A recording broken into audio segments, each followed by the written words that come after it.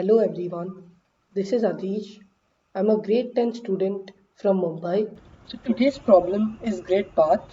The difficulty level of this problem is easy, and the only prerequisite you need to know to be able to solve this problem is grid dynamic programming.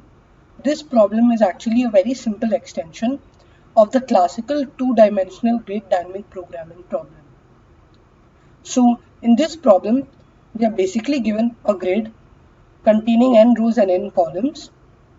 The cell at the ith row from the top and the jth row from the left is passable only if Sij is a dot and it's blocked if Sij is a hash.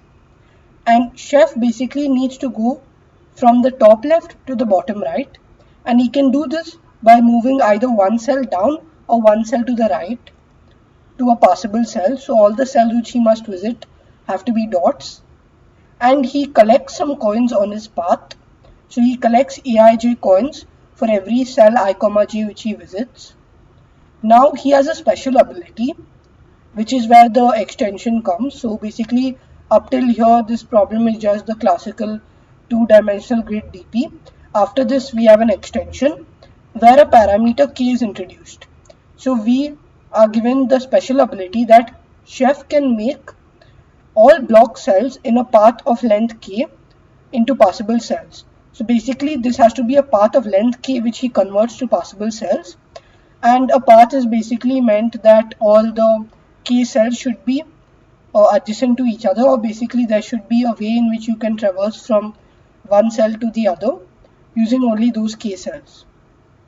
So we need to find the maximum amount of coins chef can collect with this additional special ability. And if it's impossible for chef to reach the last cell n, then we need to print -1. And we need to answer this for t independent test cases. And it's important to look at the constraints over here. So in the constraints, we know that n is less than or equal to 150 and k is less than or equal to around 300. So immediately we know that an n square k solution will just fit into the time limit, and that gives us a hint for what our DP state will be. So let's look at some examples to understand the problem statement better. So in the first example, we are given a 2 by 2 grid and k is 1. So we can convert one cell to a passable cell. Note that it is possible for us to convert an already passable cell into passable. So basically, if it was a dot, we could just consider that also as a passable cell. And if it was a hash, then obviously we can convert it to a passable cell among these k cells. So for example, coming back to the example, in this example we can basically change this hash to a dot, and our path will be 1 3 4. So our path will go from 1 1 to 2 1 and then to 2 2, collecting 1 plus 3 plus 4, which is 8 coins, and that's the correct answer for the first example. For the second example, there is actually no way in which you can go from the top left to the bottom right, and that's why the answer for that example is -1. And in the last example, you can work it out by hand, and you can just check out this explanation. You'll realize that the answer is 62.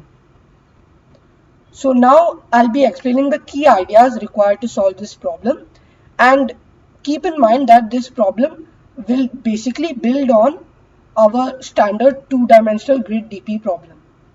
So let us try to build the DP solution from the standard two-dimensional grid DP. So we know that dpij is the state for the standard two-dimensional grid DP, and dpij can be the maximum number of coins we collect if chef goes from 1 1 to I, j without the special ability. So in that case, we know that dpij is the recurrence for dpij is basically maximum of dpi minus 1 j and dpij minus 1 plus the aij, and if it's only if it's a dot, if it's a hash, then the dpij is just minus infinity. So in that way we know that the recurrence can be obtained. However, in this problem, an extra parameter k is obtained, and since we realize that an n square k solution is what we want, then we basically that's why we'll basically use the dp state dpijk, by just simply adding the extra parameter k. So I'll be using the notation small k for each intermediate value and capital K for the final value, because you'll come to know in a moment that small k and capital K are actually going to be distinct from each other.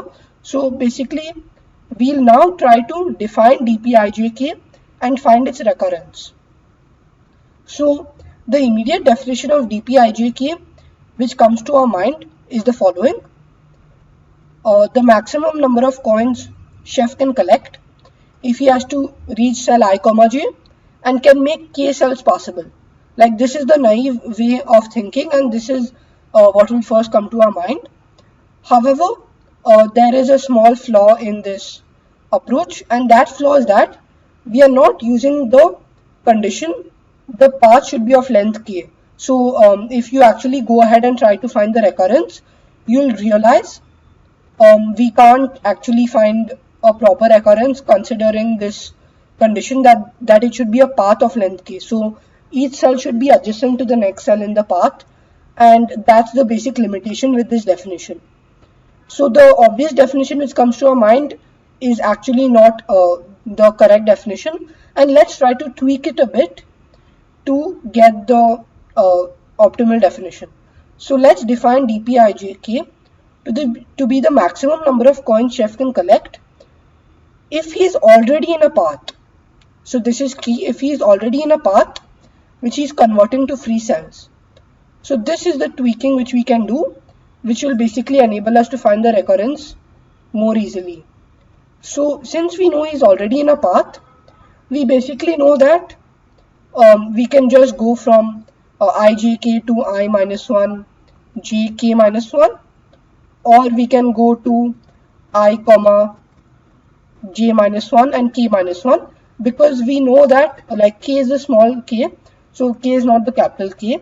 So we know that he's already converting the cells in his path to free cells, and he has k operations left. So this is important, and he has small k operations left. So this will be optimal definition. And there are two special cases with this definition. The first case is when k is 0. So when small k is 0, we know that he can't convert any more cells to free cells, and that's why we'll just apply this definition when small k is equal to 0. So that's our standard grid DP. And when small k is equal to capital K, we actually have an additional option. So that additional option is to basically not be already in a path. So we know that that he is always in a path when basically 0 is less than or equal to k is less than k. So in that case, he is already in the path. However, when k is equal to capital K, this means that chef has the option of not being in the path. So this is important.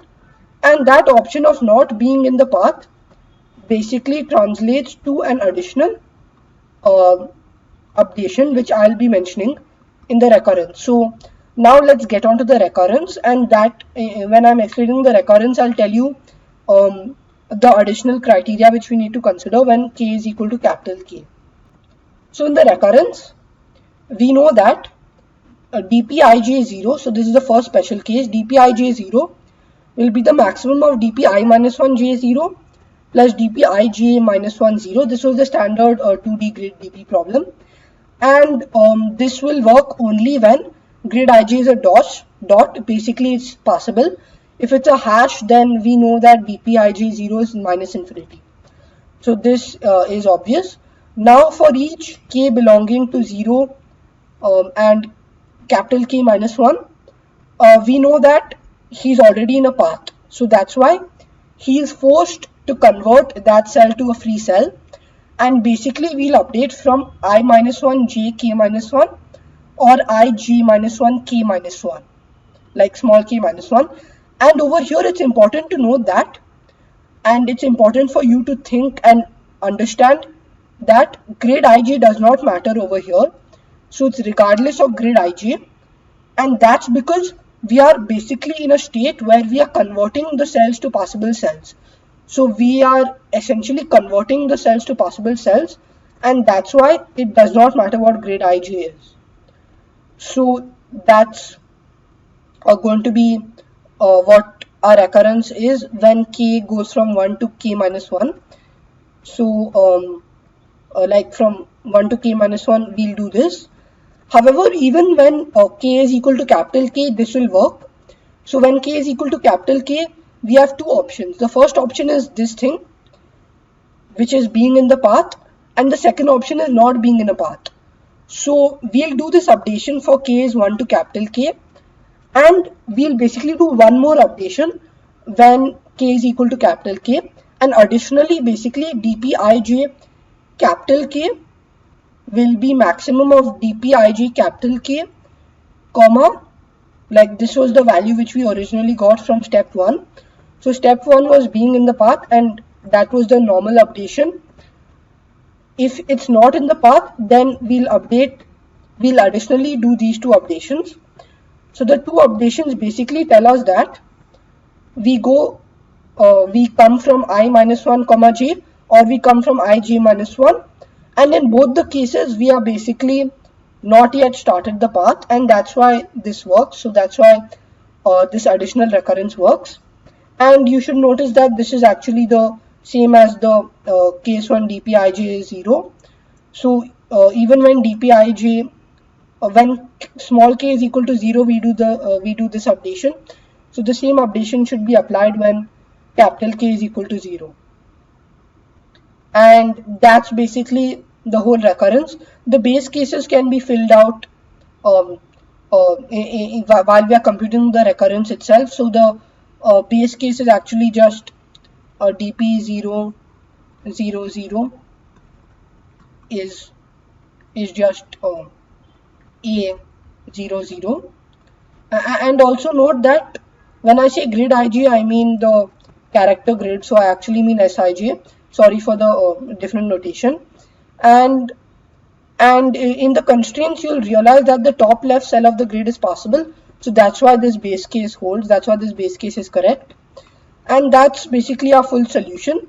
You should by now realize that the final answer is just dp n minus 1 capital K, because of our definition, because of our special definition for k is equal to capital K. And that special definition basically gives us the flexibility of starting our path from any point before the cell n minus 1 comma n minus 1, and k basically refers to the maximum amounts of cell which we can make possible. So that's basically the full solution, and now I'll show you the code implementing this same idea. So in the code, I taken the value of t, which is the number of test cases. For each test case, I taken the value of n and capital K. I make a grid, so I use the notation grid for our character grid, or basically for representing which cells are possible and which cells are free. I mean not possible. And I taken the value of aij for the whole grid.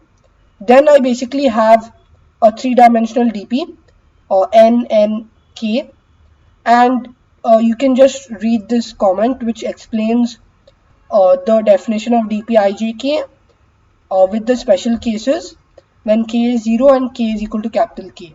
So you can read it. You can pause the video now and read it. I won't go through it because I already did that a few times in the solution.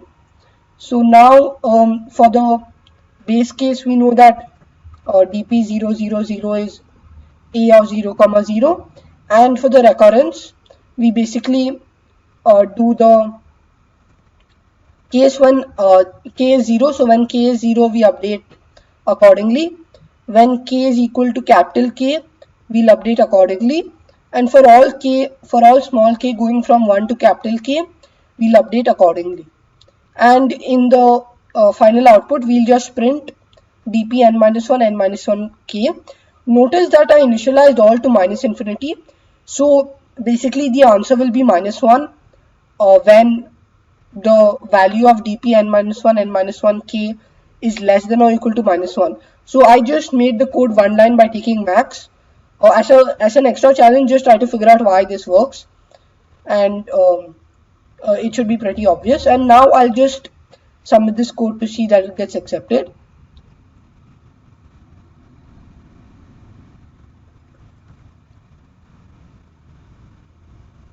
So as you could see, my code got accepted in 0.45 seconds, and the time limit was around 1 second, so it passed comfortably.